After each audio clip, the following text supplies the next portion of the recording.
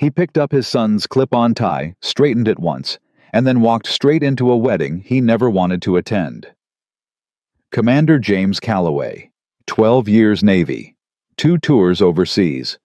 One dead wife didn't flinch when the whole reception turned to look at him. He didn't flinch when his sister hugged him too hard, or when the band played the song from his own wedding, or when his 8-year-old son asked, "Dad, are you sad?" He just said, "No, buddy, I'm fine." He wasn't fine. And then a woman in a green dress looked at him from across the room and said something no one had dared say to him in 3 years. Drop your city in the comments. I want to see how far this story travels. And if you're new here, subscribe. This one's going the distance. James Calloway tied his son's tie 3 times before he got it right. The first attempt was too loose. The second was crooked. The third, he pulled it just a half-inch too tight, and his son Danny made a face like he was being strangled by a very formal snake. "Dad! Hold still. It's choking me. It's a tie. It's supposed to feel like that." "Why?" James looked at his 8-year-old big brown eyes. His mother's nose, that same expression she used to make when she thought he was being stubborn, and he didn't have a good answer for that. He never did with Danny. The kid asked questions that didn't have clean answers. "Because that's how ties work," James said finally. "And we're going to Aunt Claire's wedding, and you're going to look like a gentleman." Danny looked down at his clip-on tie.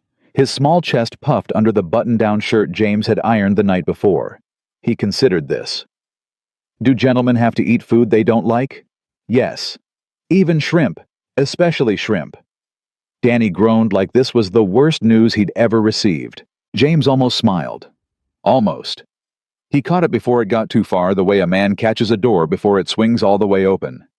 He turned away, picked up his jacket from the chair, and checked himself in the bathroom mirror. He looked fine. He always looked fine. Gray suit, not the navy dress whites, because this wasn't that kind of event, and honestly, wearing the dress whites would feel like carrying a flag into a place where no one understood what it stood for. Dark tie. His hair was shorter now than when he was active, but still military. You never really shook the haircut. His face was 41 years old, jaw set, eyes clear. He looked like a man who had things together. No one looking at him would know. That was the point. Duh. The drive to the Hargrove estate took 40 minutes. 40 minutes of Danny asking questions about why people get married, whether animals get married, whether sharks would get married if they could, and whether James would ever get married again. James answered the first 3 with varying degrees of patience. The fourth one, he didn't answer at all. He just changed the radio station. Danny, being Danny, noticed. He always noticed things. He had his mother's radar for the things James didn't say. "Uncle Pete says you should start dating again," Danny offered from the back seat in the careful voice of someone relaying intelligence. "Uncle Pete talks too much. He says you're closing yourself off from the world." Danny said this in a deeper voice, clearly imitating Pete's drawl. "He's wrong. He also says Aunt Claire's friend from college is going to be at the wedding, and she's very nice, and maybe—" "Danny?" "Yeah." "Look out the window." "There's nothing out there." "Look anyway." Danny pressed his face against the glass. A beat of silence. Then, "Dad, I see a cow." "Great. Tell me about the cow." "It's just standing there." "What's it doing?" "Nothing. It's a cow." "Sounds peaceful." Danny laughed a sudden bright laugh that filled the whole car. And James felt it hit him somewhere behind the sternum, the way his son's laugh always did. Like a key turning in a lock he'd been keeping bolted shut. He kept his eyes on the road. The Hargrove estate sat at the edge of Mirror Lake, an hour outside Chicago. The kind of property that had been in someone's family long enough that the money was invisible inside it. Old trees, white tents, string lights that would come alive at dusk, valets in vests who looked like they'd been hired specifically to make men like James feel underdressed even in a good suit. There were maybe 200 guests already moving across the lawn when James pulled up. He handed his keys to a valet who couldn't have been older than 20 and stood for a moment at the edge of all of it watching. Families, couples, People who laughed too loud at things that weren't that funny because they were happy, and happiness made you generous with your laughter. An older couple dancing near the edge of the tent, not because the music had started, but just because they felt like it. A man lifting a small girl onto his shoulders so she could see over the crowd. James watched the man with the girl on his shoulders. He used to do that with Danny. Still did sometimes, though Danny was getting heavy for it now. "Dad?" Danny appeared beside him, tugging his sleeve. "Can I have shrimp?" "I thought you hated shrimp." "I changed my mind. I want to try hating them in person." This time James did smile. He put his hand on his son's shoulder. "Come on," he said. "Let's find Aunt Claire." Claire Calloway. Now after today, Claire Hargrove found them first. She came through the crowd at speed in her full wedding gown with her hair up and her eyes already bright with the particular electricity of a woman who'd been planning this day for 14 months and could not believe it was finally happening. She hugged Danny first, which was the right call. Danny lit up. Then she turned to James, and the way she looked at him with that sister look that carried 36 years of shared history in it almost undid him right there on the lawn. "You came," she said. "You invited me. I invite you to everything. You usually find a reason not to." Danny wanted to try the shrimp. Claire laughed, but her eyes stayed serious. She held his face in both her hands. She'd always done this even when they were kids, like she needed to make sure he was really there. "You look good, James." "I look like a man in a suit." "You look like my brother." She kissed his cheek. "Stay. Don't disappear after the ceremony. Promise me." He didn't want to promise. Promising meant staying, and staying meant sitting inside all of this, all the noise and the joy and the couples and the dancing for hours, when every instinct he had was calibrated toward exit strategy. But Claire's eyes were doing that thing they did, and Danny was looking up at him. "I'll stay," he said. Claire smiled like she didn't quite believe him. Smart woman. The ceremony was short and clean, the way James liked things. The groom, Todd Hargrove, a large red-faced man who'd built a regional logistics company and was relentlessly decent about it, cried when he saw Claire walk down the aisle. Not performatively. Just his face crumpled, and he pressed his lips together, and his eyes went wet, and he didn't look away from her for a single second. James watched that and felt something move in his chest. He remembered standing at the end of an aisle. He remembered watching the doors. He remembered the moment Kate appeared, the small shock of her, even after knowing her for 6 years, even after already knowing she would be beautiful, and the way his whole body had gone quiet like every restless frequency in him suddenly found signal. He remembered thinking, "I don't deserve this, but I'm going to spend the rest of my life trying." He was 31 then. Kate was 29. Danny wasn't born yet. The future was just open, wide and open and full of time. He hadn't known. You never knew. James blinked. The ceremony was ending. Todd was kissing Claire. The crowd was applauding. Danny beside him was clapping with both hands raised above his head because he thought applause was more effective if your hands were higher than everyone else's. James put his arm around his son's shoulders and stood there in the noise, and behind his eyes was a silence so deep it had its own geography. The reception was everything he expected it to be. Music, an open bar, 100 conversations happening in the spaces between tables. Danny found 2 other kids within 15 minutes and disappeared with them in the direction of the dessert table, which James accepted as the natural order of things. He found a chair at the edge of the tent near the boundary where the light got thinner, and the sound of the crowd blurred into a general warmth, and he sat down. He didn't get a drink. He didn't want a drink. Not really. Not when he was the only parent here for Danny. Not when he needed to be sharp enough to drive home at the end of the night. He just sat there and watched. His brother-in-law Pete found him within 10 minutes, which was a record even for Pete, who had a sixth sense for locating James at events and attempting to socially resuscitate him. Pete was 53 broad with a beard he'd grown after his divorce, and then kept because his girlfriend liked it. He sat down beside James with 2 glasses of something amber and held one out. James shook his head. Pete set it on the table anyway. "Just in case you change your mind." "I won't." You're doing the wall thing again. I'm sitting at a table. The wall thing is a posture, James. It's not about where you are. It's... Pete gestured at all of him. This. The way you're sitting like you're on guard duty. Old habit. Pete leaned back, looked out at the crowd. She's really happy. Claire, yeah? Todd's a good man. He cried at the altar. That's how you know. Pete let a beat pass. You cried at yours too. James said nothing. Pete let the silence sit for a moment before pressing on, because Pete always pressed on. It was his defining quality, and also his most exhausting one. His cousin is here. Todd's cousin, Erin.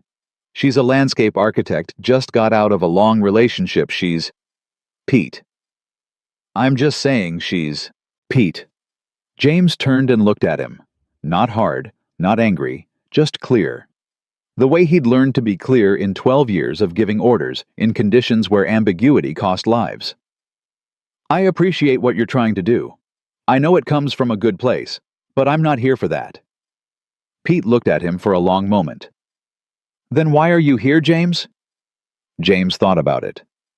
Because Claire asked me to come. That's the only reason. Yes. Pete picked up his own drink, stared at it.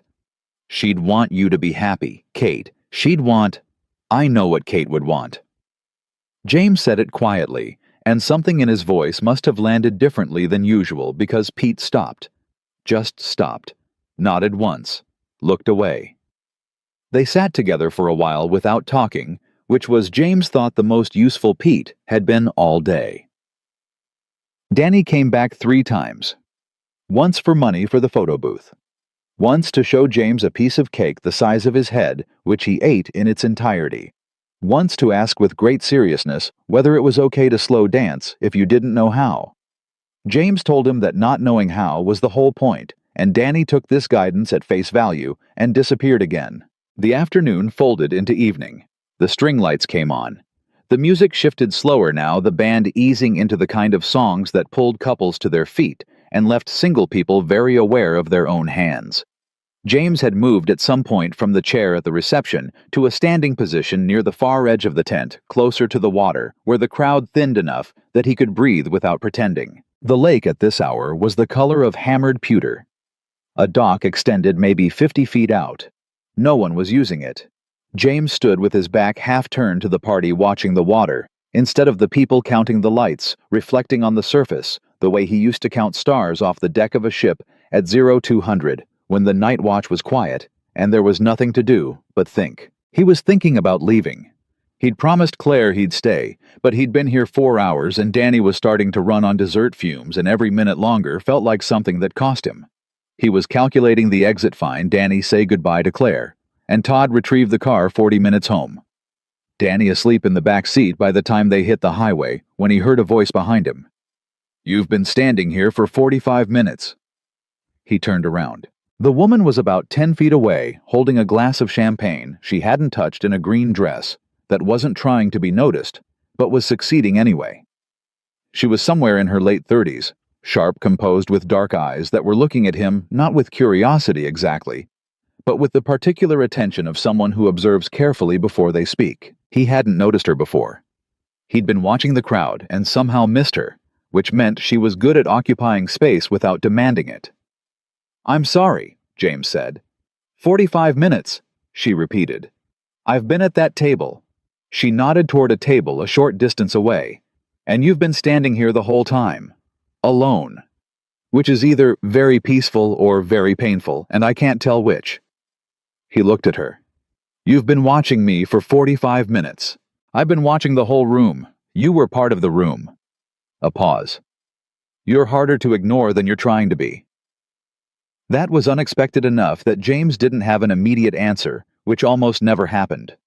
He was not a man who ran out of words. He'd briefed senior officers, he'd negotiated port access with harbor authorities in 3 languages, he'd told a 22-year-old sailor that his brother had died and somehow found the words for that. He didn't run out of words. I'm James, he said. Victoria. She didn't offer her hand. Just her name, and something about that was more direct than a handshake. Who are you to the bride or groom? Bride. She's my sister. Victoria nodded, looked toward the tent where Claire was visible laughing with a group of women. She seems extraordinary. She is. He paused. I went to business school with Todd's sister. I've met him maybe 4 times. She tilted her glass slightly. I almost didn't come. Why did you? She looked at him with those dark, considering eyes. Same reason you did, probably. She let that sit there. Someone who mattered asked. He felt something shift very slightly in the locked geography behind his ribs. Not open, nothing opened, but something shifted. You said I was hard to ignore, James said. What does that mean?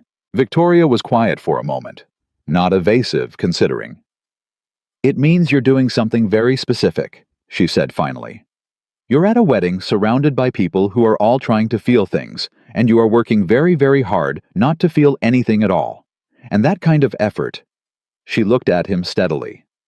It has a weight to it. It changes the air around a person. James stared at her. No one had said anything like that to him in 3 years. Not Pete, not Claire, not the therapist the Navy had recommended after Kate died, and he'd attended exactly twice before deciding he had things under control. No stranger had ever walked up to him at a social event and said something this accurate with this little preamble. That's a very direct thing to say to someone you've never met, he said. I know. She wasn't apologetic. I could say something easier. I'm just not very good at easier. Neither am I. She smiled then, not large, not performed, just a small and real thing in the corner of her mouth. I didn't think you were. From somewhere behind him across the reception, Danny's voice cut through the music. Dad, they're doing the cake. Dad, come on. James turned, saw his son waving both arms from 100 feet away, with the energy of someone trying to flag down an aircraft carrier, and turned back to Victoria. That's mine, he said. She glanced toward Danny, then back at James, and something in her expression changed, not softer exactly, but more attentive, recalibrating. Go, she said. He took a step, then stopped. He didn't know why. Some instinct that had been buried under 3 years of careful numbness. He's 8, James said. His name is Danny. His mother died 3 years ago, and he asks about sharks more than anyone I've ever met, and I'm... He stopped, tried to figure out what he was trying to say. He's the reason I came. Victoria looked at him with those clear dark eyes. He sounds like someone worth showing up for, she said quietly. James Calloway, former Navy commander, widower, single father. A man who had not let anyone pass the first layer of himself in 3 years, nodded once, and then he walked back toward his son and the light. He didn't go back and find her that night. He told himself it was because Danny needed to get home, which was true. He told himself he wasn't the kind of man who went back, which was also true, or had been true, for a long time. But on the drive home, with Danny asleep in the back seat exactly as predicted, James drove through 40 minutes of dark highway and thought about the way she had said it. You're working very, very hard not to feel anything at all. He thought about Todd crying at the altar. He thought about the old couple dancing before the music started. He thought about Danny's laugh filling the car on the way up, loud and easy and unguarded, in the way that only children and people who hadn't learned to be careful could manage. He thought about a green dress at the edge of the party and dark eyes that looked at him like they were actually interested in what they found. He merged onto the highway. He pressed his lips together. He drove home in the dark and did not let himself feel anything. But for the first time in 3 years, the lock on that door had moved. Just slightly, just enough. He didn't sleep well. He hadn't slept well in 3 years, so that wasn't new. But that night it was different.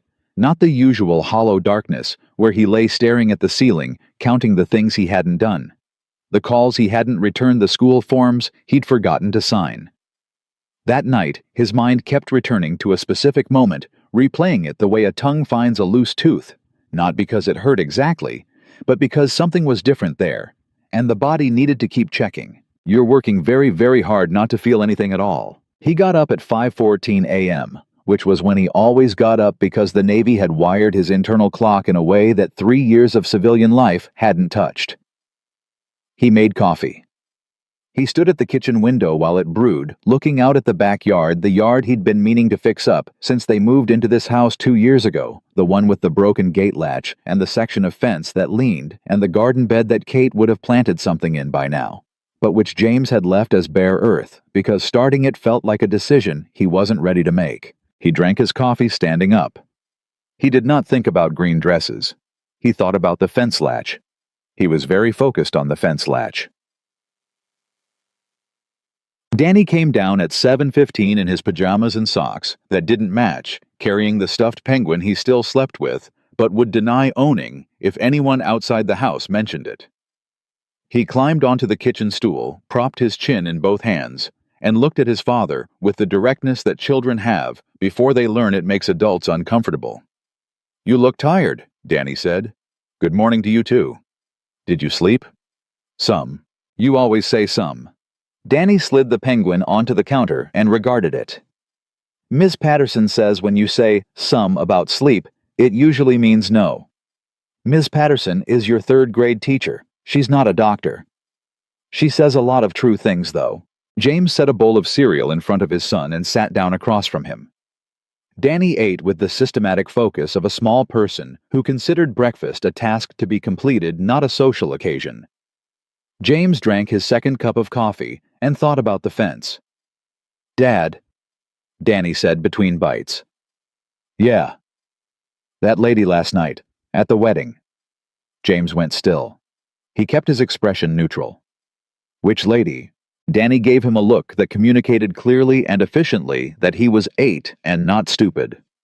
"The one in the green dress. You talked to her for a while." "A few minutes. I saw you. From the cake table."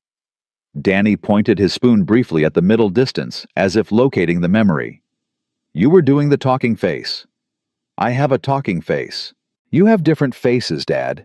There's the driving face and the phone call face and the face you make when Pete says something dumb that one's my favorite, and then there's the talking face, where you're actually like in the conversation." Danny paused, chewing. "You don't do the talking face that much." James looked at his son.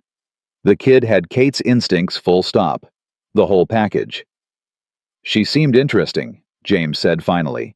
"Was she nice?" "She was honest." He paused. "Which is better than nice usually." Danny considered this with great seriousness, the way he considered anything that felt like a rule about the world. "Is that why you look weird this morning?" "I don't look weird." "You look like you're thinking about something and trying not to think about it at the same time." James put his coffee cup down, breathed out. "Eat your cereal, Danny." Danny ate his cereal. But he did it with the faint, satisfied expression of someone who had made their point and was comfortable letting it stand. James called Claire at 9 o'clock. She answered on the second ring, which meant she was awake and had been waiting for it because Claire knew him. "Good morning," she said, and he could hear Todd's voice in the background and the specific warmth in the way Claire said something back that wasn't for James, the private language of two people who had just had the best day of their lives and were still inside it. "You sound happy," James said. "I am happy. I'm extraordinarily stupidly happy. It's disgusting." A pause. "How are you?" "Fine." "James." "I mean it. Fine." Another pause. Claire was choosing her words. She'd always done this thought carefully before she pushed, which was what made her pushing bearable. "You stayed," she said. "I noticed you stayed." "I said I would. You say a lot of things." She said it without heat, just truth. "Thank you, really. It was a good wedding." Todd cried. "I know, I saw. He cried before I even made it to the altar. He saw me through the door and just—" Claire stopped and he could hear the smile in the silence. "I didn't expect it. It broke me open, James, in the best way. Is that a ridiculous thing to say?" "No," James said, and he meant it. A beat. Then Claire carefully, "Did you talk to anyone? Enjoy yourself even a little?" "I talked to Pete." "Pete doesn't count. Pete is furniture at this point." She waited. "Anyone else?" James looked out the kitchen window at the leaning fence. "Someone named Victoria. Todd's connection, I think." business school friend of his sister. The pause that followed was a half-second too long to be casual. Victoria Hart. She didn't give a last name. Dark hair, green dress. About this tall. Claire made a gesture James couldn't see over the phone. Very composed, kind of still in the middle of a crowd like she's... Yeah, James said. That's her. Another pause longer. You talked to Victoria Hart. Why do you say it like that? Because... Claire stopped. Started again. She's not... She doesn't usually do that. Talk to people she doesn't know. At events. She's very private. Everyone at the table was trying to pull her into conversation, and she was perfectly polite and perfectly distant the whole night. A beat. And she went and talked to you. She said I was hard to ignore. The silence on Claire's end stretched out long enough that James could hear Todd laughing at something in another room, and then Claire said very quietly, Huh. What? Nothing. Nothing, I just... She stopped again. I like her, James. I've met her twice, and I genuinely like her. She's one of those people who's very rare. She's... A pause. Just be careful. He frowned. What does that mean? It means she's a real person with real things going on, and so are you, and I don't want either of you to... I don't know. I'm being overprotective. Ignore me. It's my wedding day. I'm allowed to be weird. It was one conversation, James said. Sure, Claire said. And then, okay, sure. He said goodbye. He hung up. He stood at the window for another full minute. He was very focused on the fence. He didn't see her for 11 days. He worked. He took Danny to school and picked him up and helped with homework and made dinner and did the dishes and handled the leaking pipe under the bathroom sink by himself. Because he refused to pay someone $300 for something he could figure out on YouTube, which took 4 hours and one ruined shirt, but ultimately worked.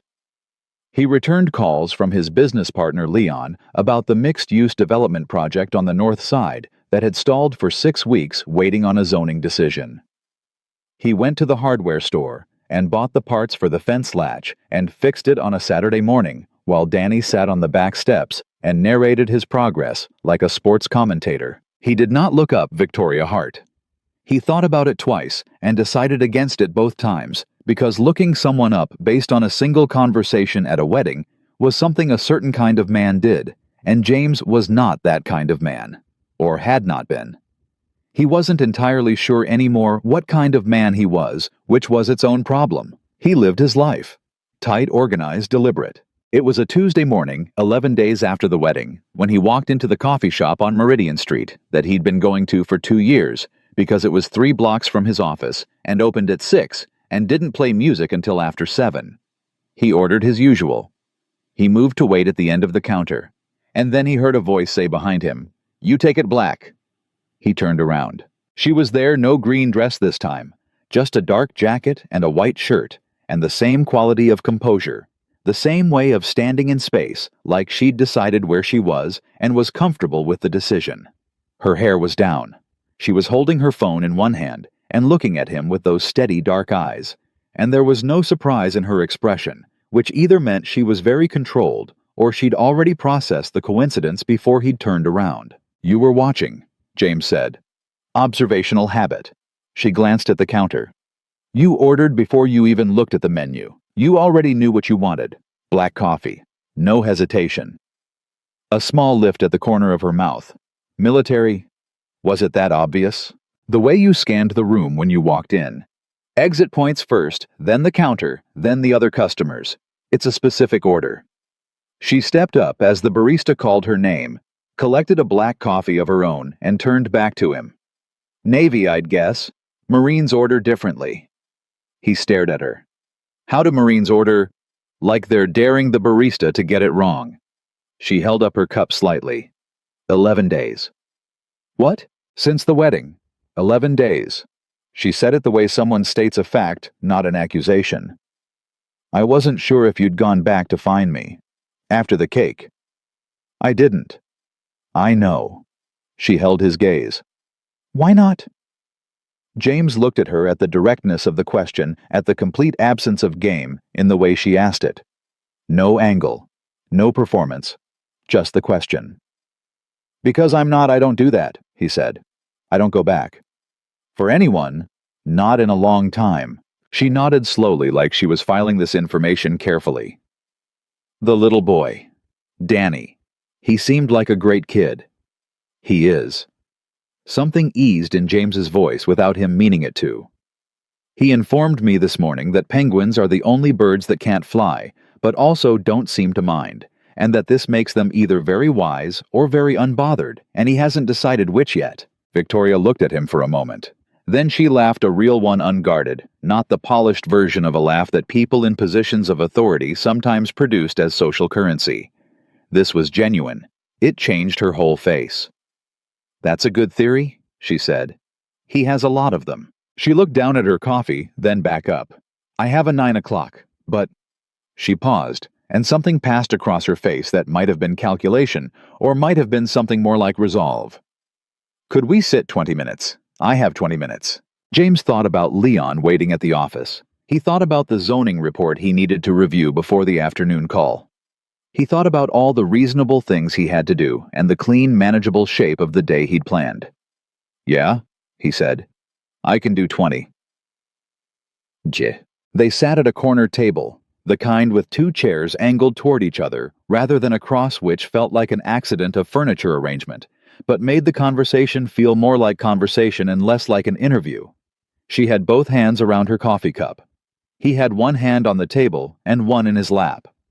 They talked about the wedding first, Todd and Claire, how good they seemed together, how rare that was. Easy.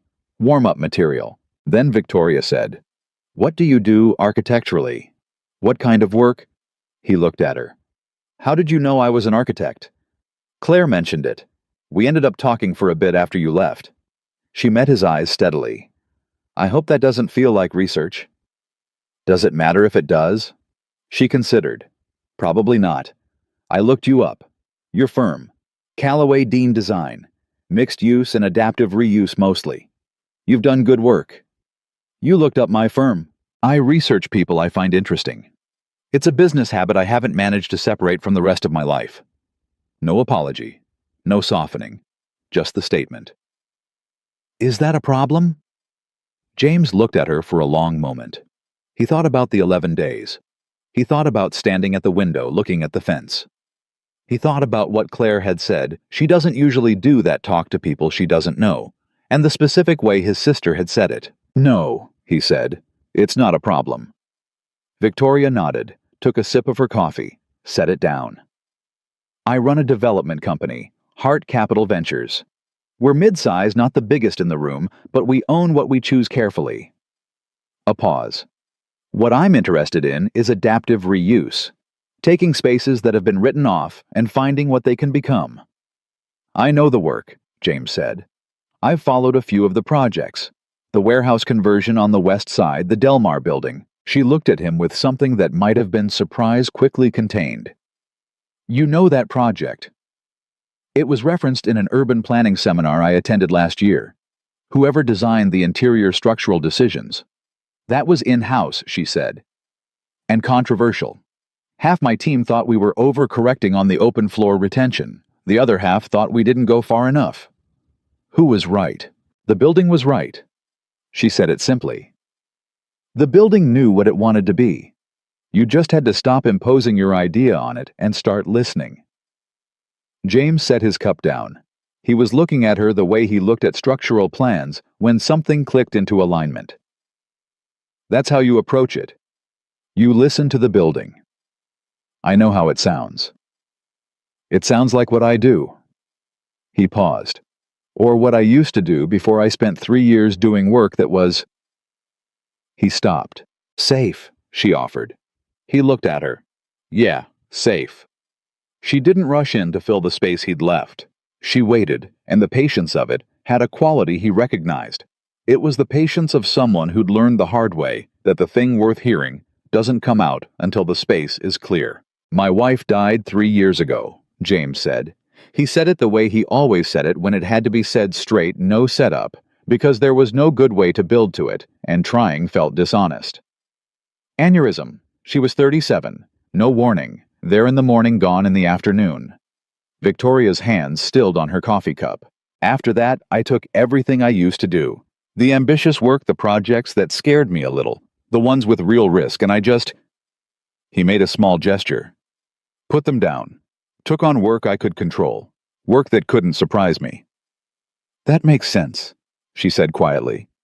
Not, I'm so sorry.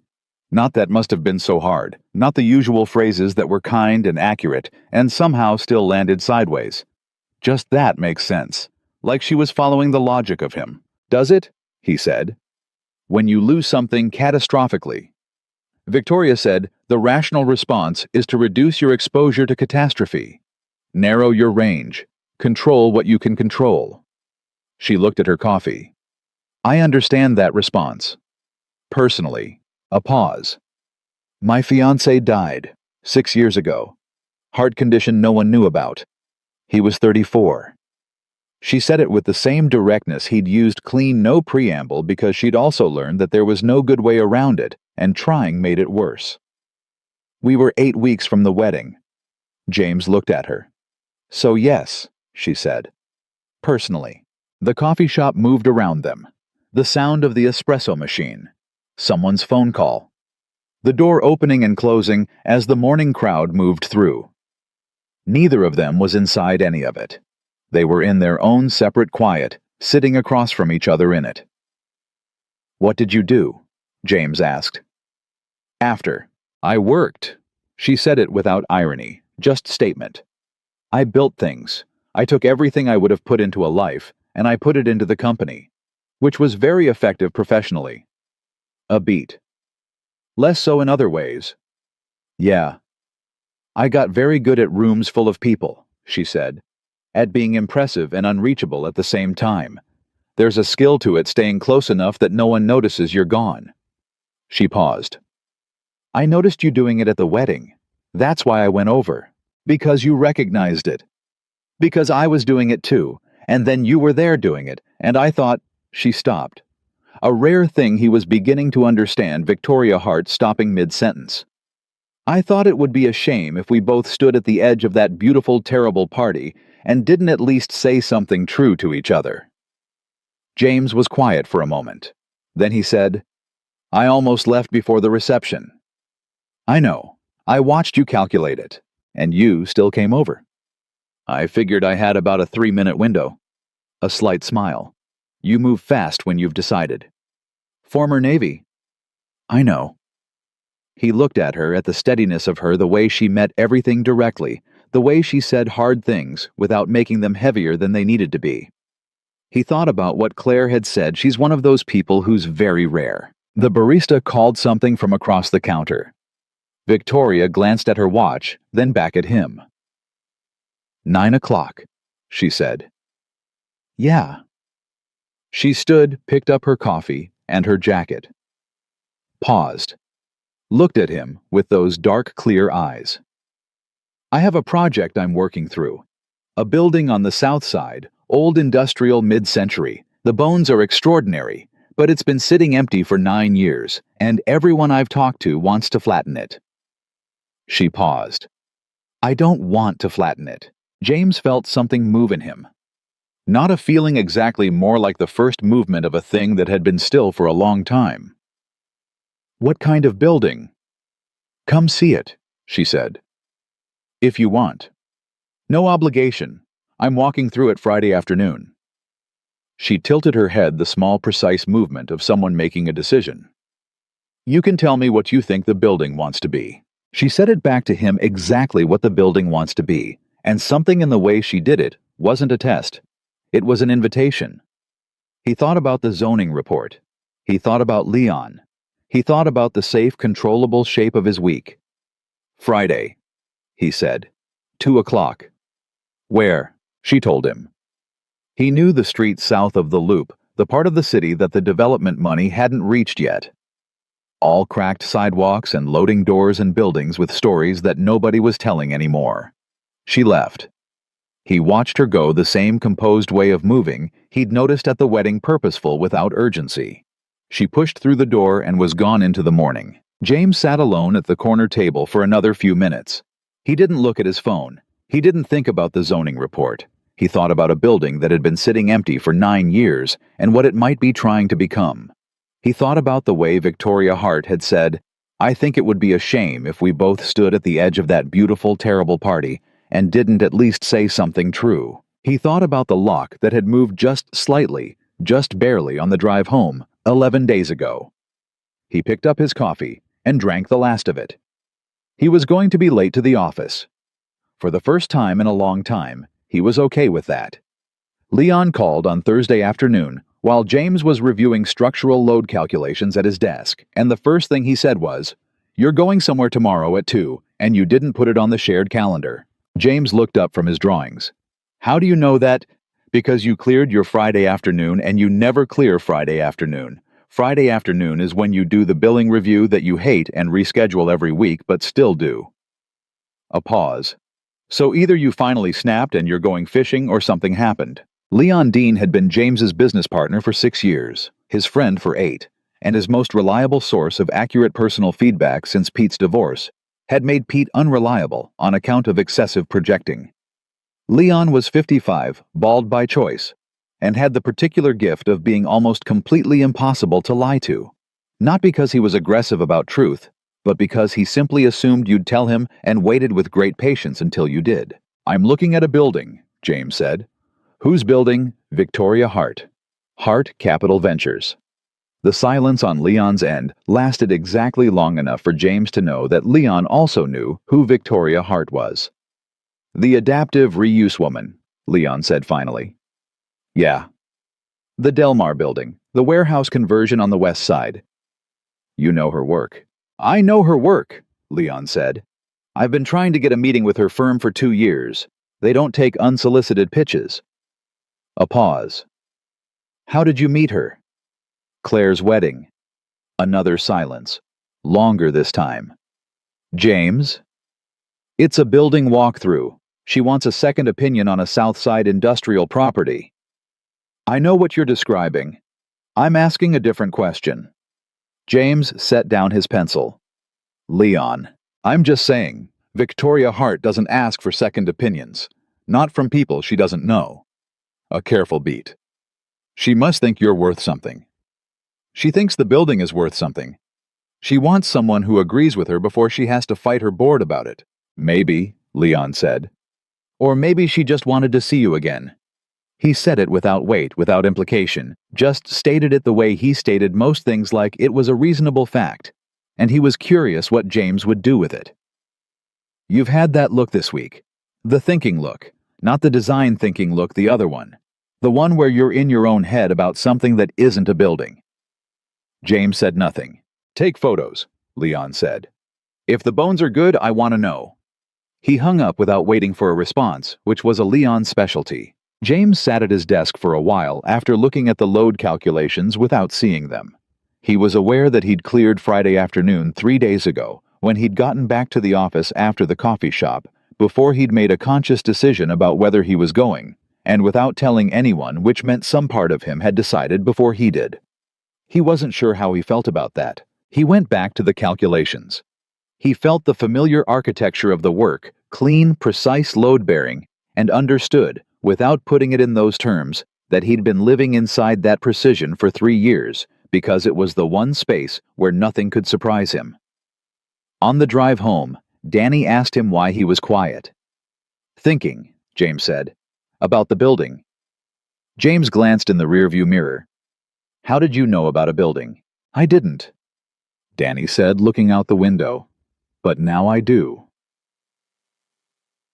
Friday at 1:45, James parked on a south side street that still had its original brick pavers showing through cracks in the asphalt, got out of the truck, and looked at the building. It was 4 stories, cast iron and heavy timber, mid-century industrial, the kind of construction that happened before. Cost-cutting changed what buildings were made of. The windows were boarded, but the frames were intact.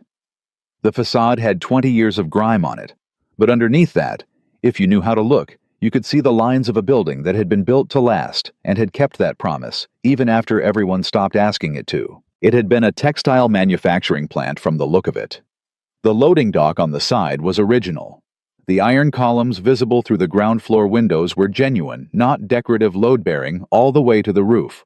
He was photographing the foundation detail at the corner when he heard footsteps on the pavement behind him, unhurried, precise. "You're early," Victoria said. "Habit." He turned. Same composed quality as always, dark coat. This time a leather portfolio under one arm, her hair pulled back. She looked at the building the way he did, not at the surface, but through it. I'm always early." She came to stand beside him, following his line of sight. "What do you think?" "I think whoever boarded those windows was being lazy. The frames are good." "They are." She tilted her head up at the facade. "My board says tear it down and build new. The land value justifies a 30-story residential tower." "And you?" "And I think that's the most boring possible answer to an interesting question." She glanced at him. "Shall we go in?" She had the key, an actual key, old brass, which meant she'd already dealt with whatever ownership structure had been sitting on this property for 9 years. That was its own kind of answer about how serious she was. The interior stopped him in the doorway. The ceiling height alone 18 feet on the ground floor, with the original timber beams running the full-width clear span. No intermediate columns breaking the space. Iron-framed windows that ran floor to ceiling on the south wall, boarded now but structurally intact. A mezzanine level on the east side, steel and timber solid. The concrete floor had cracked in places, but the slab was thick poured when concrete was poured to mean something. James walked in slowly, the way he always walked into a building for the first time. Not looking for problems, looking for the thing the building was trying to tell him. He ran his hand along one of the iron columns. Cold, smooth, the kind of smooth that only came from decades of air moving across metal in an enclosed space. He looked up at the connection where the column met the beam. Original hardware. Full bearing. Nothing sistered, nothing reinforced, nothing that suggested anyone had ever doubted the building's structural integrity. "The bones," he said mostly to himself. "I told you." Victoria was standing a few feet back, watching him move through the space. She wasn't directing him. She was watching to see what he found. This column grid, what's the spacing? 12 feet 14. The original manufacturing floor needed clearance for the equipment. They overbuild the structure to accommodate future reconfiguration. Smart. He moved toward the center of the floor, turned, looked back toward the entry. "The light from the south wall, if you take the boards off those windows, this whole floor is flooded in the afternoon. It's..." He stopped. "What?" "It's a market," he said. It came out before he'd fully worked through it. "Not a food market.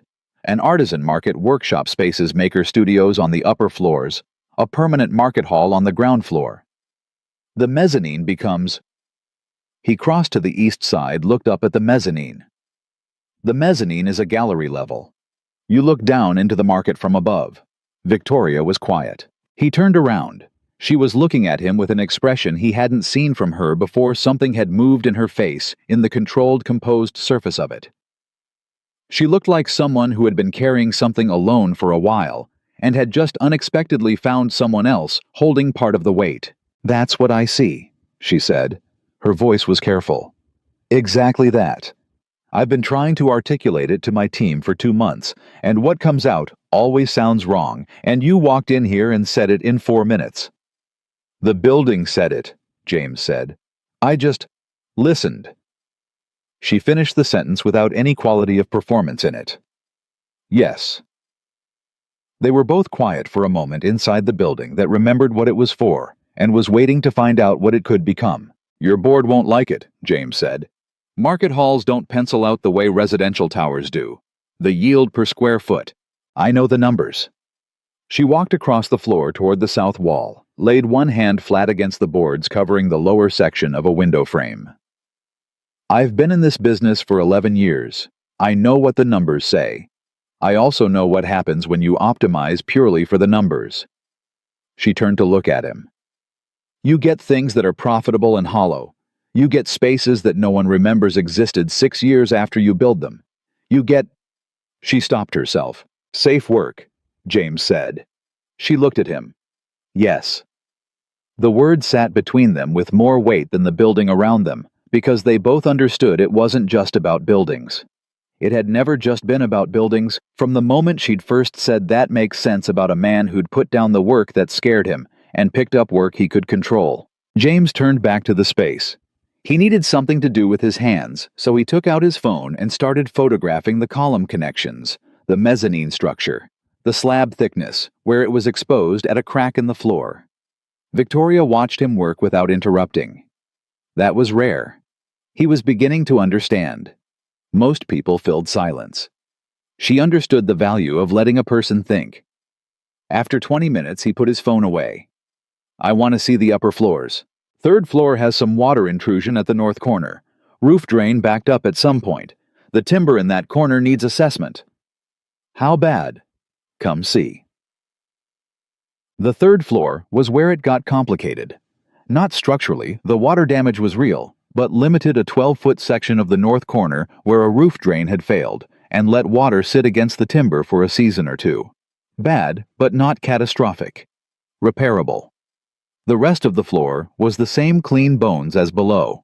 What was complicated was that they'd been up there 20 minutes moving through the space with James calling out observations and Victoria answering them with the precision of someone who had already done her homework, down to the subsurface level. When James stopped at the north window, the board here had come loose on one side and stood looking out at the city. She came to stand beside him, not close, just in the same field of view. They stood there looking out through the gap in the board at the south side of Chicago, the stacked roof lines, the water tower 3 blocks east, the elevated track visible in the middle distance. "Can I ask you something?" James said. It wasn't really a question. "Yes. Why me specifically? For this." He turned to look at her, and because they were standing closer than they'd been downstairs, and the space was smaller up here, there was nowhere to look except directly at each other. There are 100 architects in this city who could walk this building with you. Firms with the adaptive reuse portfolio, the track record, the board presentation experience. Why a guy you met at a wedding 11 days ago? Victoria held his gaze. She didn't look away from direct questions. He'd noticed this. It was one of those rare qualities that felt both entirely natural and slightly startling every time. Because of what you said at the wedding. I said a lot of things. You said your son was the reason you came. She said it simply, directly. Not Claire, not obligation. You said he's the reason I came. And then you walked back toward him through all those people, and the way you moved, you went straight to him, James, like a compass finding north. She paused. A man who moves like that when it comes to his kid, who has that in him, that kind of clear, he's going to look at a building the same way. Straight to the thing that matters. He stood there and let that land. Also, Victoria added, and the ghost of that small real smile was at the corner of her mouth, you were the only person at that wedding who looked at the lake instead of the party. And that's relevant. Someone who looks at the lake instead of the party isn't interested in what everyone else is doing. They're interested in what they actually think. She looked back out through the gap in the board. Those are the only people worth working with. James looked at her profile, the line of her jaw, the way she stood very still when she was thinking, the way she looked at the city, the way she looked at buildings and people, like she was actually trying to understand what was there rather than what she expected to find. He thought about the last 3 years, the controllable work, the safe shape of his days. The mornings at the kitchen window looking at a garden bed he hadn't planted because starting it felt like a decision. My partner Leon, he said. Leon Dean. He's been trying to get a meeting with your firm for 2 years. Victoria glanced at him with something that might have been amusement. I know Leon's work. He's good. Tell him to have someone reach out through proper channels. What are proper channels for your firm? Submit a project portfolio with a specific adaptive reuse project and a written design philosophy statement. Not a pitch. A statement what you actually believe about how buildings relate to the communities around them. She paused. Most firms send pitches. They don't get a response. The ones who send a statement of belief, I read those. James nodded slowly. I'll tell him. You could also just work on this with us. She said it carefully, watching him. Not a full firm engagement. Just consulting. You and me thinking through what this building wants to be, and how to make the case for it to the people who control the money.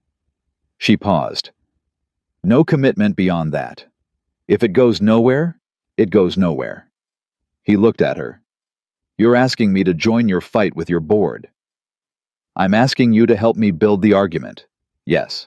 Because the building told you to. That small, real smile again. Because you walked in here and said market hall in 4 minutes, and that's what I've been trying to say for 2 months. She held his gaze steadily. Also because, and I recognize this is not a professional reason, I find it easier to think clearly when you're in the room, which is a thing I haven't been able to say about another person in a very long time. James felt the lock in his chest move again. Not open, it didn't open all at once. But it moved with more intention this time, a full turn, rather than the faint shift of 3 weeks ago. He looked away from her back at the city through the gap in the board. He breathed in. He let it out. I have a son who I need to be home for by 6, he said. I have a business partner I need to keep employed. I have a zoning review on a North Side project that needs my full attention for the next 3 weeks. He turned back to her. I also have a fence I just fixed, and a garden bed I haven't planted yet, and I'm starting to think not planting it is the thing I need to stop doing. Victoria looked at him. She was listening, really listening, not just waiting for the end of the sentence. I'll consult on the building, he said. On terms we agree to. Clean contract, Leon's included in the conversation, nothing under the table. He paused. And I want full access to the structural documentation, the title history, the previous remediation assessments, everything you have. I'll send it Monday, and I want to bring Danny to see it, at some point, when the timing makes sense. He wasn't sure why he said this last part. He'd said it before he'd understood that he needed to. He should see what his father is working on. He should see work that isn't just work. Victoria's expression shifted in that way that changed her whole face, not the professional composure, not the controlled steadiness, but something underneath it. Something that had been living quietly behind the other things. I'd like that, she said. She said it with the care of someone who understood exactly what was being offered and was not taking it lightly. They stood there a moment longer in the third-floor light, the city spread out through the gap in the boards, the building around them solid and patient and full of everything it still had to offer. Then James's phone buzzed. He looked at it. Dad. When are you coming home? I made dinner. A pause between texts, then I made cereal, but I put it in a bowl so it counts. James looked at the text for a moment. Then he looked up at Victoria, who was watching him with those dark eyes, and said, I need to go. I know. Monday, send me everything. It'll be in your inbox before 8. He put his phone away. He took one more look at the space, the beam connections, the mezzanine edge, the south windows that would flood this whole floor with light when the boards came off, and then he turned and walked toward the stairwell. He stopped at the top of the stairs. Turned back. Victoria. She was still at the window. She turned. You said you find it easier to think clearly when I'm in the room. He held her gaze. Same, for the record. He said it the way she said hard things direct, no preamble, no softening. And then he went down the stairs and out through the building into the afternoon light. He sat in his truck for a moment before he started it. He thought about Leon, who was going to have a great deal to say on Monday morning. He thought about the documentation Victoria would send, the title history, the remediation assessments, the bones of a building that had been waiting 9 years for someone to take it seriously. He thought about Danny at home with cereal in a bowl. He started the truck. He didn't think about the safe work. He didn't think about the controllable shape of his days. He thought about a market hall flooded with afternoon light and an artisan floor and a mezzanine gallery looking down into it, and the specific feeling of a building telling you what it needed to become if only someone would listen. He thought about the way Victoria Hart had said, I find it easier to think clearly when you're in the room, and the way it had felt to hear it like a frequency he'd forgotten he was capable of receiving suddenly coming in clear. He pulled out onto the brick-paved street and drove north toward home. The garden bed was going to need soil amendment before anything could grow in it. He'd need to check what Kate had planted there originally, what the sun exposure was, what made sense for the zone. He could figure that out. He could look it up the way he'd figured out the pipe under the bathroom sink, the way he'd figured out the fence latch. He could start. The documentation arrived at 7:47 a.m. on Monday, 13 minutes before Victoria had said it would. James was already at his desk with his second coffee when the email came through. No greeting, no preamble, just a subject line that read, Harmon Building, full package, and 11 attachments, organized by category structural surveys, title chain, environmental assessments, previous development proposals, zoning history, utility, infrastructure maps, and a single file labeled simply, My Notes. That was 43 pages long and written in a voice that was nothing like the composed professional surface she showed the world. It was direct questioning, sometimes blunt to the point of being argumentative with herself. This doesn't work, and I know it doesn't work. So why do I keep coming back to it and reading it? Felt like being handed something private which he understood it was. He read everything before Leon arrived at 9. Leon walked in, poured his coffee, sat across from James's desk, and looked at the open files on the screen. He said nothing for a moment. Then, that's the Harmon Building. You know it. I know the address. I drove past it 2 years ago when I was scoping the south side for a different project. He leaned forward, looked at the structural survey on the screen. The bones on that thing are extraordinary, James said. Yeah. Leon looked at him. Yeah, they are. A pause. She sent you all of this? Everything. Leon sat back, looked at the ceiling for a moment, in the way he did when he was organizing his thoughts into an order that wouldn't start a fight. I want to say something, and I want you to hear it as coming from someone who has been your partner for 6 years and your friend for 8, and who is saying it because he means it and not because he's doing the Pete thing. Say it. She trusts you. Leon said it simply. 43 pages of private notes and 11 files of proprietary development data. She sent that to a man she's known for 3 weeks. That's not a professional calculation. That's... He paused. That's trust, James. That's something she decided about you before she could have enough evidence to be certain. James looked at the screen. People make professional judgments. Not like this. Leon shook his head. I've been in this business 20 years. People don't send their private notes. They send the polished version. They send what they want you to see. He looked directly at James. She sent you what she actually thinks. James didn't answer right away. He looked at the file labeled, My Notes, still open on his screen at the line he'd read 3 times that morning. The building survived because it was built for something real.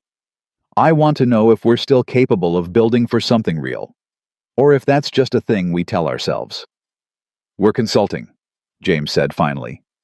Formally. Leon, I want you involved, full design team capacity. Contract terms, proper engagement, nothing informal. Leon looked at him for a long moment. Then he nodded once. Okay. Another pause. I'll reach out to her office today about the contract. She said to submit through proper channels, portfolio, and a design philosophy statement. Leon almost smiled. Of course she did. He stood, picked up his coffee, stopped at the door. James? Yeah. Plant the garden. James looked at him. Whatever's going on, plant the thing. Leon shrugged. That's all I'm saying. He walked out. James turned back to the screen. He opened a new file and started writing, Judge. The first working meeting was the following Wednesday at Hart Capital Ventures offices on Michigan Avenue, glass and steel, and the kind of curated minimalism that money produces when it's trying to look like it isn't trying. The conference room had a view of the lake that would have distracted James if he hadn't trained himself long ago to focus through beautiful things. Victoria's team was 5 people. Her project director, a woman named Sylvia, who had the focused energy of someone running on purpose and caffeine in equal measure. 2 junior analysts, a structural engineer named Warren, who turned out to have opinions about cast iron construction that matched James's own so precisely that they spent 8 minutes talking directly to each other while everyone else at the table waited. And then Marcus Webb, Victoria's chief financial officer, 50-something, silver-haired, with the particular expression of a man who had sat in 100 of these meetings and had learned to identify immediately which ones were going to cost him money he didn't think was worth spending. Webb looked at James's preliminary concept sketches: market hall ground floor, workshop studios, upper floors, mezzanine gallery, and said without hostility, but without softening either, "The yield on this configuration is 40% below what a standard residential tower produces on that footprint." "I know," James said. "Then you understand why the board." "The board is optimizing for one metric," James said. He kept his voice level, the way he'd kept his voice level in briefing rooms on ships when he was 29, and the senior officers across the table had twice his age and half his information. "Yield per square foot over a 5-year horizon. I understand that metric. I'm asking you to consider a different set of metrics over a longer horizon." Webb looked at him. "Such as?" "Community anchor value. A market hall of this scale in this neighborhood becomes the thing that raises surrounding property values over a 10-year window. It creates foot traffic that supports retail on adjacent blocks. It generates the kind of neighborhood identity that makes residential development on the surrounding parcels more valuable, not less." James slid a page across the table. He'd put the numbers together over the weekend, working from comparable adaptive reuse projects in Cleveland, Pittsburgh, and Detroit. "These are comps. Not perfect, but directional. In every case, the community anchor development produced better total neighborhood ROI than the isolated residential tower, even accounting for the lower initial yield." Webb picked up the page, looked at it, put it down. "These are different markets. They're comparable markets: mid-century industrial corridor, post-manufacturing South Side geography, similar demographic composition." James leaned forward slightly. "Chicago isn't Cleveland. But the structural economics of what happens when you put something real in a neighborhood that's been written off are consistent." Sylvia was nodding. The two junior analysts were looking at the comp sheet like they wanted to photograph it. Warren was still thinking about cast iron. Webb looked across the table at Victoria, who had been sitting at the head of the table with her hands flat on the surface in front of her, watching James make the case she'd been trying to make for 2 months, and said, "Where did you find this guy?" Victoria said, "He found himself." It was such an unexpected answer that the room went quiet for a beat. Then Sylvia laughed a short, genuine laugh, and something in the atmosphere of the conference room shifted. Not decided, not resolved, but shifted. Webb looked at the comp sheet again, then at James. "I want a full financial model. Your assumptions documented your comps, documented a sensitivity analysis on the yield differential across 3 development scenarios." "I'll have it in 2 weeks," James said. "1 week," Webb said. "If you want board time before the Q4 calendar locks." James looked at him. 1 week. Webb nodded, stood, picked up his materials, looked at Victoria on his way out. "He's better than the last 3 architects you brought in," he said, which from Webb was clearly the equivalent of a standing ovation. When the room had cleared to just James, Victoria, and Sylvia, who was packing up her laptop with the focused efficiency of someone who had 17 other things to do, Victoria looked at James and said, "You didn't tell me you were going to bring comps. You didn't ask. I assumed you'd do the building argument, the emotional case." She tilted her head slightly. "You did the financial case. You need both," James said. "The building argument convinces people who already want to be convinced. The financial case convinces people who don't." He paused. "I spent 12 years in the Navy learning to brief people who needed the data first and the vision second. It's a different order than architects usually work in." She looked at him with that expression he was starting to recognize, the one where something moved in the composed surface of her face, the controlled steadiness giving way briefly to something underneath it. 1 week on the financial model," she said. "That's a significant commitment." "I know. Leon's team. Full capacity. We'll get there." Sylvia, without looking up from her laptop, said, "I'll send you our internal assumptions by end of day. Don't use them directly, but they'll save you from having to rebuild the baseline." She closed her laptop, stood, gave James a look of compact professional approval, and walked out. Victoria and James were alone in the conference room, with the lake visible through the glass behind her. "You didn't have to do the financial model," she said. "I didn't ask you for that." "No." James agreed. You asked me what the building wanted to be. I told you. Now I'm helping you make the case. He looked at her steadily. That's what you do when you believe in something. You don't just say you believe in it. You do the work. She looked at him for a long moment. The lake was very still in the glass behind her. You're going to make this harder, she said quietly.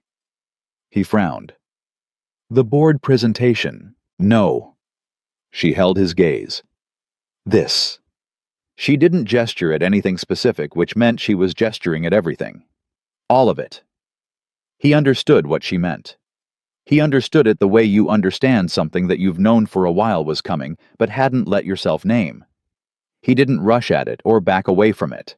He just let it sit there in the room between them, honest and real, and not going anywhere. I know, he said. She nodded once, picked up her portfolio, paused. Danny, she said, you mentioned bringing him to see the building. When the timing's right. This Saturday I'm doing another walkthrough. I want to check the progress on the North Corner water assessment. She held his gaze carefully. If Danny wanted to see a building full of old cast-iron columns, Saturday at 10 would be a reasonable time. James felt the thing that happened in his chest now, with increasing frequency. Not painful, not sharp. Just the movement of something long still beginning to find its range of motion. I'll ask him, he said. Tell him the building used to make fabric, Victoria said. I find that tends to interest 8-year-olds more than structural assessments. You don't know many 8-year-olds. No, she said. But I know Danny is interested in things that survived doing something useful. A small pause. The building survived. It's still standing after 9 years of no one caring about it. He might like that. James looked at her. How do you know that about him? You've never met him. You told me, she said simply. At the wedding. The way you described him, the penguin theory, the sharks looking for things that are wise or unbothered. She held his gaze. A kid who thinks like that is interested in survivors. He stood there and let her be right, because she was right. And because there was something about being accurately seen, not flattered, not managed, actually seen, that still surprised him, even when it came from this woman who had been doing it since the first night. Saturday, he said. 10 o'clock. He told Danny that night at dinner, in the same straightforward way he told Danny most things, no setup, no cushioning, just the fact. You want to come see a building Saturday morning? Danny looked up from his plate. What kind of building? Old industrial, mid-century, cast iron columns, timber beams 4 stories. It used to make fabric. Danny considered. Is it abandoned? It has been. We're figuring out what to do with it. We, who? Me and a woman I'm working with. Victoria. He said her name the same way he said any other word, careful not to add weight to it or remove it. She's a developer. She found the building. I'm helping design what it becomes. Danny ate for a moment in silence. Then carefully, is she the green dress lady? Yes. Another silence. Eating. Is she nice? James thought about 43 pages of private notes. He thought about, I find it easier to think clearly when you're in the room. He thought about the way she'd said the building survived, and the accuracy with which she'd predicted that this would matter to his son. She's honest, he said, which is better than nice. Danny looked at him with the serious recognition of someone being handed back their own words. Then he nodded with great gravity. Okay, he said. I'll come. You don't have to. I want to see the cast iron columns. He said it like this was obvious. And I want to see if she's really honest, or if you're just saying that. James looked at his 8-year-old. You're going to like her, he said, before he could stop himself. Danny smiled Kate's smile, the whole face involved, and went back to his dinner. Saturday at 10, the 3 of them stood in front of the Harmon building. Danny had his hands in his jacket pockets and his head tilted back, looking up at the facade with the methodical attention he gave to anything that interested him. The same look he gave to YouTube videos about deep-sea creatures, to the structural section in the library book about bridges, to the underside of the kitchen table, when he was convinced there was something interesting about how it was built. "It's big," he said. "4 stories," Victoria said. She was standing beside him, matching his angle of view, looking at the building the way he was looking at it. "The people who built this knew it was going to need to do serious work, so they didn't cut corners." Danny pointed at the cast iron detail at the corner column, visible through the grime. "Is that original?" Both James and Victoria turned to look at him. "Yes," Victoria said. "How did you know to ask that?" "Dad's been looking at the photos all week. The columns are the thing he keeps going back to." Danny glanced at his father. "When you keep going back to something, it means it's the most important part." Victoria looked at James. James said nothing because there was nothing useful he could add to that. They went inside. Danny walked with his hands at his sides, not touching anything yet. Just looking, processing the scale of it, the ceiling height, the mezzanine, the south windows still boarded. He walked to the center of the ground floor and stood there for a moment, looking up at the timber beams, the way he looked at the ceiling of the Natural History Museum. "It's like a cathedral," he said quietly, "except it's for making things instead of praying." Victoria stood very still. James heard something in her exhale, barely a sound, just the smallest release of air, the kind of sound a person makes when someone says exactly the thing they'd been trying to say. "Yes," she said. "That's exactly what it is." Danny walked to one of the iron columns and put both hands around it. Couldn't reach around, the column was too broad, but he laid his palms flat against it, the same way James had on the first walkthrough. He looked up to where it met the beam. "How long has it been empty?" he asked. 9 years, Victoria said. "That's longer than I've been alive." He considered this. Then, did it know someone would come eventually? Victoria crouched down, which put her at his eye level, a thing she did without making it feel condescending, without the exaggerated friendliness that adults sometimes performed for children. She just came down to where he was and looked at him straight. "I think buildings like this one hold on," she said, "because they were built well and they know it, and they're patient." She paused. "Does that sound silly?" Danny shook his head seriously. "That sounds like the penguins," he said. Victoria looked at him. "Tell me about the penguins." And Danny explained the penguin theory, the only birds that can't fly but don't seem to mind, which makes them either wise or unbothered, in the full and careful version that James had never gotten, because Danny had been waiting for the right audience and had apparently decided that Victoria Hart crouching at eye level beside an iron column in a 9-year empty building was that audience. When he finished, Victoria said, "I think the building is like the penguins. It couldn't do the thing it was supposed to do anymore, make fabric-run machines do the original job. But it didn't collapse, it just waited." Danny nodded.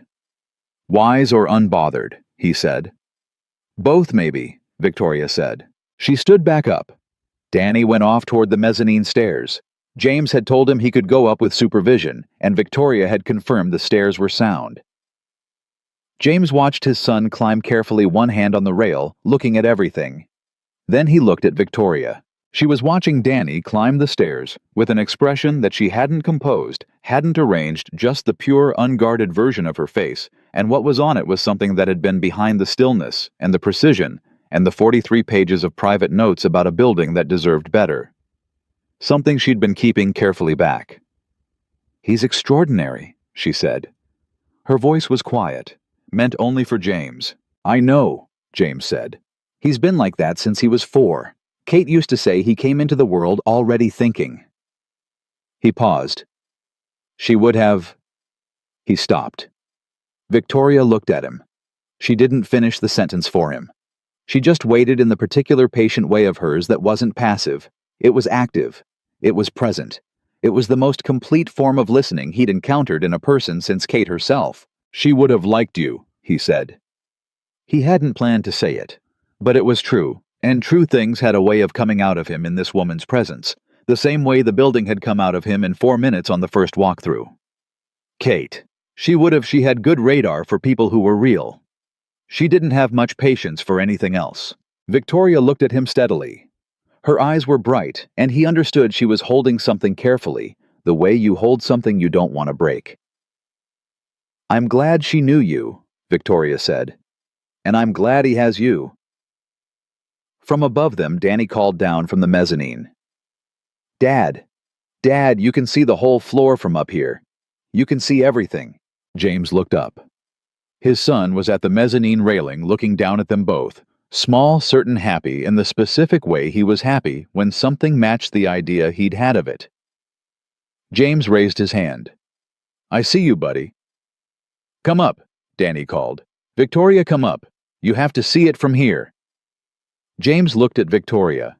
She looked at James.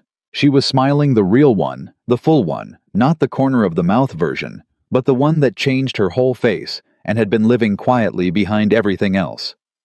It was the first time he'd seen it at full strength, and it was something. It landed in him the way the first real thing lands after a long absence of real things. "Come on," he said. They went up together. At the top, Danny was right. From the mezzanine, you could see the whole ground floor, the column grid, the full south wall of boarded windows, the breadth of the space below, the way the light would pour through when those boards came down. You could see exactly what it was going to be. Danny stood between them at the railing, not touching either of them. Just present the three of them looking down at a building that had been patient for 9 years and was finally being asked what it wanted to become. It was not a family. It was 3 people at a railing in an empty building on a Saturday morning. But it was something. It was the beginning of something. And James Calloway, who had stood at the edge of his sister's wedding and calculated the exit, who had watched other people live the life he used to have and felt invisible inside. All of it stood at that railing and did not look for the door. He stood there. He stayed. He let himself be in it. The financial model took 6 days instead of 7. James worked on it the way he used to work on ship deployment plans in the Navy, with full attention. No shortcuts, every assumption documented, and sourced, every variable stress tested, against 3 different scenarios. Leon's team ran the numbers twice, and then Leon ran them again himself, because Leon was the kind of man who trusted his team completely, and then verified their work anyway, not from distrust, but from the understanding that the things worth building were worth building correctly. When James sent the completed model to Victoria at 11:47 p.m. on Thursday night, he included a single line of text above the attachment, "It holds." Even in the conservative scenario, the neighborhood ROI argument is solid. Webb will push back on assumptions 3 and 7. "I've documented the defense for both." Her response came at 12:03 a.m. He was still awake. He'd told himself he was going to go to sleep after sending the model, but had not in fact done that, and his phone buzzed on the nightstand, and he looked at it in the dark. "This is the best financial argument I've seen for a project I believed in without one. Thank you. Get some sleep." He put the phone down, looked at the ceiling. He was smiling. He didn't try to catch it this time. The board presentation was the following Tuesday at 8 a.m., and James had been in enough high-stakes briefings in his life to know the particular quality of the silence in a room where powerful people were deciding whether to trust someone.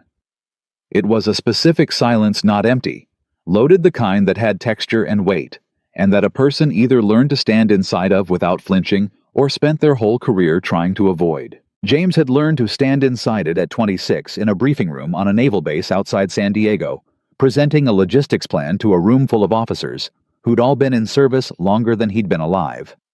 He stood inside it now. Webb was there along with 4 other board members, 2 men who'd built their money in commercial real estate development and approached the presentation with the professional skepticism of people who had been told compelling stories before and knew how they usually ended, and 2 women, one of whom was Hart Capital's legal counsel, and one of whom James later learned had a background in urban planning, and who nodded a small, precise, single nod when he presented the community anchor argument and the 10-year neighborhood ROI projection. Victoria presented the vision.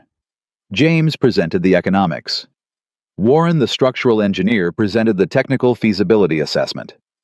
Sylvia presented the project timeline and cost structure with the focused precision of someone who had done her homework and was confident in every number. Webb asked the questions James had predicted, assumptions 3 and 7 exactly as flagged. James answered them with the documented defense he'd prepared calmly, Without over-explaining the way you answered questions from senior officers, complete direct no wasted words. The board member with the urban planning background asked a question James hadn't anticipated. What's the failure mode? If the market hall concept doesn't generate the anchor traffic you're projecting, what does the building become? James looked at her. He thought for a moment, not performing the thinking, actually thinking. The structural bones are adaptable, he said. The column grid and ceiling height that make it ideal for a market hall also make it ideal for creative office space, live work lofts, or a hybrid arts facility.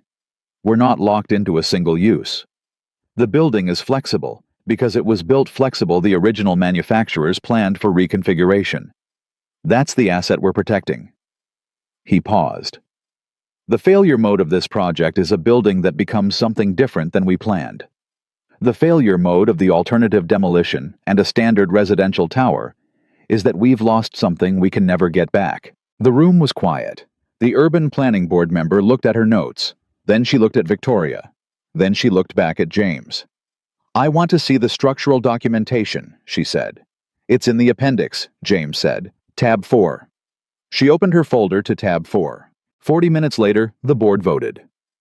It wasn't unanimous. One of the commercial real estate developers abstained, which was his right, and also his way of registering skepticism without blocking progress. But the vote passed.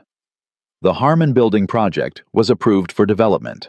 When the room cleared, Victoria stood at the window with her back to him for a moment, looking out at the lake. He could see her breathing the controlled exhale of someone releasing 2 months of pressure. Then she turned around. Tab 4, she said. I organized the appendix Thursday night, after I sent you the model. At midnight. The work needed to be complete. She looked at him with the full steadiness of those dark eyes. You walked into a room full of people who control significant amounts of money and told them the failure mode of their preferred option was irreversibility. She tilted her head slightly. That was either very confident or very calculated. Both, James said. The Navy taught me that the strongest argument is the one that takes away their alternative. You don't just defend your position, you reframe what the other choice costs. Victoria was quiet for a moment. Then she said, Thank you, James. He shook his head. The building made the argument. We just organized it. She smiled, the full one, the real one, the one that had been behind everything else. You keep saying that, about the building. Because it's true. I know, she said. That's why I keep letting you say it. She picked up her portfolio, then paused. Sylvia's setting up the project kickoff meeting for next week. Full team, your firm and mine. I want Leon in the room from the start. He'll be there. James picked up his own folder. Then he stopped. Victoria. She turned. He looked at her, and he was aware that they were standing in a boardroom that was now empty, and that the professional context that had organized the last several weeks was still present but had become thinner, more transparent, and that what was on the other side of it was something they'd both been navigating around with care and precision and had not yet named directly. He was a man who had spent 3 years being precise about what he would not allow himself to feel.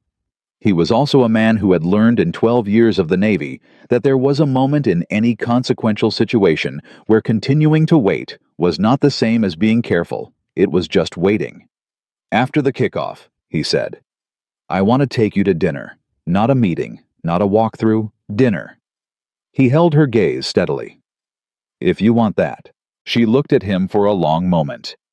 He could see her processing it, not hesitating, not uncertain, but careful in the way she was careful with everything that mattered. I want that, she said. Quiet, direct, no hedge. He nodded once. After the kickoff, he said. She walked out. James stood alone in the boardroom for a moment, with the lake behind the glass and the empty chairs around the table, and the feeling unfamiliar and specific of a man who had done something right, not just done it well, but done it right, which were not always the same thing, and both of which mattered. He picked up his folder. He went to find Leon.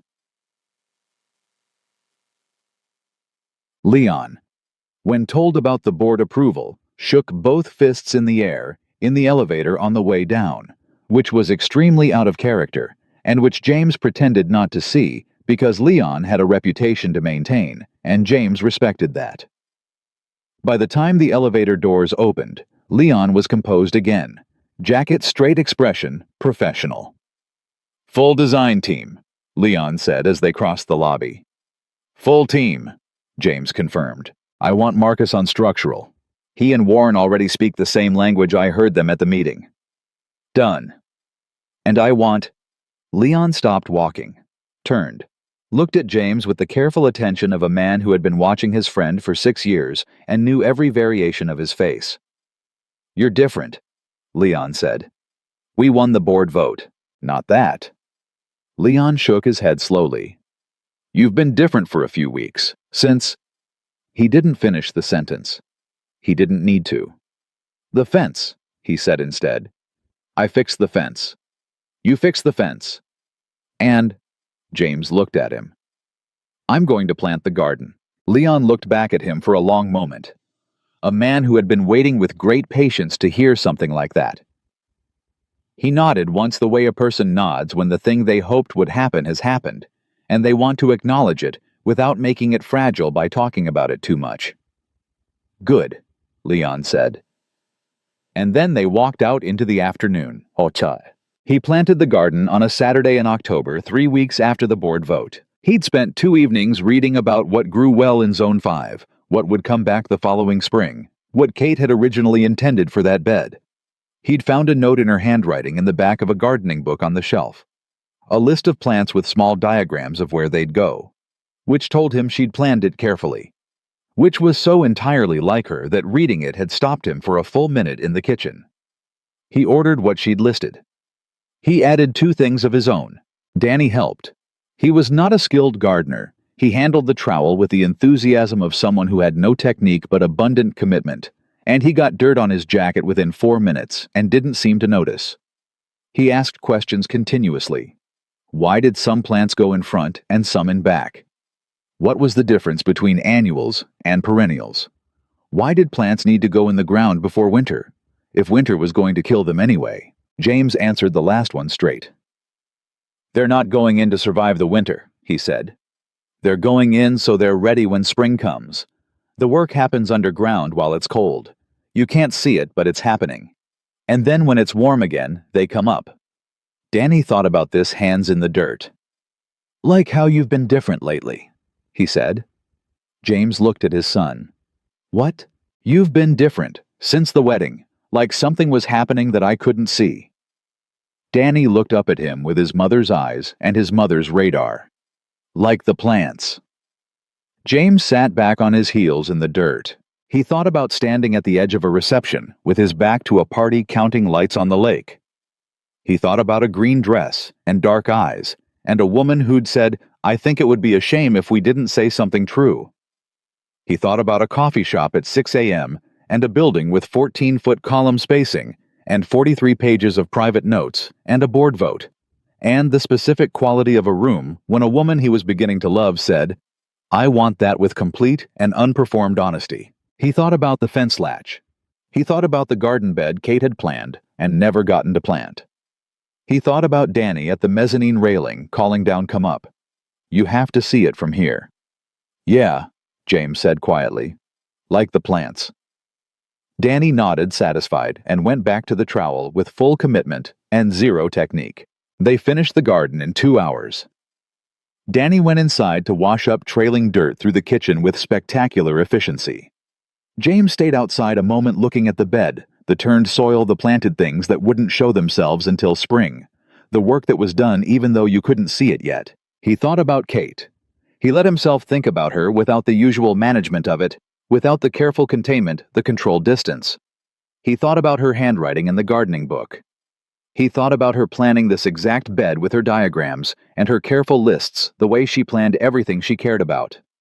He thought about the fact that she would have done this, would have knelt in this same dirt and put these same plants in, and it would have been the most natural thing in the world. He thought about the fact that she was gone, and the garden was still here waiting to be planted. He pressed his palm flat against the turned earth, the same gesture he'd made against the iron column in the Harmon building. The same instinct to touch the thing and know it was real and solid and still standing. "I'm okay," he said. Not to anyone, not to the air. He said it because it was true. and because true things deserve to be said out loud, and because he had spent 3 years saying I'm fine when he wasn't, and he was done with that. He was not fine yet in all the ways, but he was okay.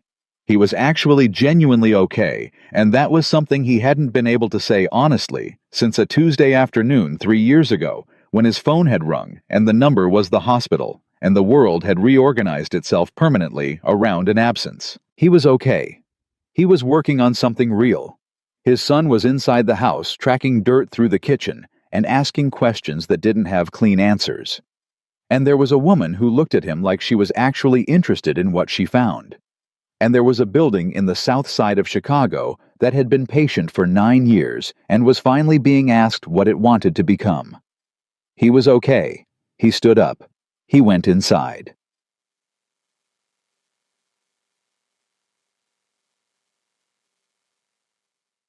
Dinner was a Thursday 2 weeks after the project kickoff at a restaurant in the West Loop that Victoria had chosen, and that turned out to be small, unhurried, and lit in a way that made conversation feel like the point rather than the backdrop. No agenda, no portfolio, no floor plans or financial models or structural assessments. They talked for 3 hours. They talked about things that had nothing to do with buildings or that had everything to do with them, depending on how you understood the way people and places were connected. She told him about growing up in a family that moved every 2 years, the daughter of a diplomat, which meant she'd learned very young to read a new place quickly and find the thing that made it real. He told her about the Navy, the way long deployments changed your relationship with time and home, the way coming back was sometimes harder than leaving. She told him about the year after her fiancé died, the one where she'd worked 18 hours a day, and thought she was coping, and later understood she'd been hiding. He told her about the first Christmas after Kate, which he'd gotten through by focusing exclusively on Danny, and had not fully felt until February alone at his desk at 2 in the morning, when it had hit him all at once. She didn't say I know how that feels in the automatic way people said it. She said, February. Yes, that tracks. Like it was data she recognized. Like they were two people comparing field notes from the same difficult territory. When the check came, they argued about it briefly. Victoria moved for it first. James caught it. She gave him a look of mild but genuine displeasure. He said, I asked you to dinner. She said, I'm a billionaire. He said, I'm aware of that. It's irrelevant. And she laughed the full one unguarded, the one that changed her whole face and conceded. Outside on the sidewalk, the October air had real cold in it now, the kind that came in off the lake and meant what it said. They stood for a moment outside the restaurant, not in any hurry, both of them aware that the evening was ending and neither of them moving toward that. Danny asked me something this morning, James said. Tell me. He asked if you liked penguins. Victoria looked at him. What did you say? I said I didn't know. He said. James paused, because what Danny had actually said was too precise not to quote directly. He said, you should find out. It matters what a person thinks about penguins. Victoria was quiet for a moment. Then, I love penguins. Because they can't fly. Because they went ahead anyway. She met his eyes. They couldn't do the thing birds were supposed to do, so they did something else, completely, without apology. She paused. I find that very compelling. James looked at her on the sidewalk in the October cold, with the city moving around them, the way cities moved indifferent to any particular moment in it all. The millions of individual things happening simultaneously. Life on all scales. And he thought about a lock that had first moved at 40 miles an hour on a dark highway a few months ago, and that had been moving steadily, deliberately, honestly since then, and he thought about what it meant to go ahead anyway. He reached out and took her hand. Not a gesture, not a move, just a decision made the way he made the decisions that mattered without theater, without excess. Her hand was cold from the air. She looked down at their hands, then up at him, and her expression was the most open he'd ever seen it. The composed professional surface gone entirely, and what was underneath it was someone who had been careful and controlled and alone for a very long time, and who was right now choosing not to be. I'm not all the way back, he said. He needed to say it. He said most true things when he needed to. From where I've been, I don't want to pretend I'm something I haven't finished becoming yet. I know, she said. Neither am I. This is going to be a complicated, she said. Layered. Real. She looked at him steadily. I'm not interested in easy, James. Easy doesn't build anything. He looked at her. He thought about a building that had waited 9 years for someone to ask the right question. He thought about soil turned in October that wouldn't show anything until spring. He thought about a kid who'd looked at the only birds that couldn't fly and decided to figure out whether they were wise or unbothered before he made up his mind. He thought about standing at the edge of a wedding he didn't want to attend, watching people live the life he used to have ready to leave, and a woman in a green dress who came over and said something true and changed the whole direction of the night. No, he said. Easy doesn't build anything. He held her hand on the sidewalk in the cold, and they stood there in the city that moved around them and didn't care, and that was fine. They didn't need it to care. They had what they had, two people who had lost things they couldn't replace, and had learned through those losses the difference between a life that was managed and a life that was lived, and who were standing at the beginning of something that was going to ask them both to be brave in ways they hadn't been in a long time. James Calloway had come to his sister's wedding alone, a man who had made peace with the idea that the best parts of his life were behind him, and that getting through each day was enough. He had been wrong about that. Not wrong the way a person is wrong about a fact, wrong the way a person is wrong about what's possible. The difference between those two kinds of wrong was everything. He drove home that night with the city lights behind him and the heater running and the radio low. And when he got home, Danny was asleep in his bed with the stuffed penguin he didn't admit to owning. And James stood in the doorway of his son's room for a moment in the dark, listening to him breathe, and felt the full weight of how much he loved this kid, the specific, enormous daily weight of it that he carried everywhere, and that was the realest thing in his life and always had been. He went to his own room. He didn't lie awake staring at the ceiling. He lay down and closed his eyes and thought briefly about a building that was going to become a market hall, about a financial model that had held even in the conservative scenario, about a woman who said, "Easy doesn't build anything," with the certainty of someone who had earned the belief about a garden that was doing its work underground where nobody could see it. He thought about all the things that had been moving in the dark, getting ready for spring. And James Calloway, who had arrived at a wedding hollow and alone, and ready to leave, who had spent 3 years keeping the door bolted against anything that could surprise him, who had stood at the edge of the water, watching other people live, while he only endured. James Calloway closed his eyes and slept. Not because everything was healed, not because grief had a finish line or loss had a cure, or the missing of Kate was something that would ever fully resolve itself into something clean, but because he was building something real again. Because his son was asleep in the next room with a penguin and a theory about wisdom. Because there was soil turned in the backyard with things planted in it that would come up in spring. Because somewhere on the south side of Chicago, a 4-story cast iron building was finally, after 9 years, being asked what it wanted to become, and the answer was magnificent. Because a woman in a green dress had walked across a wedding reception and said something true, and he had stayed to hear it. He had stayed. That was the whole of it in the end. That was the thing that changed everything. He stayed.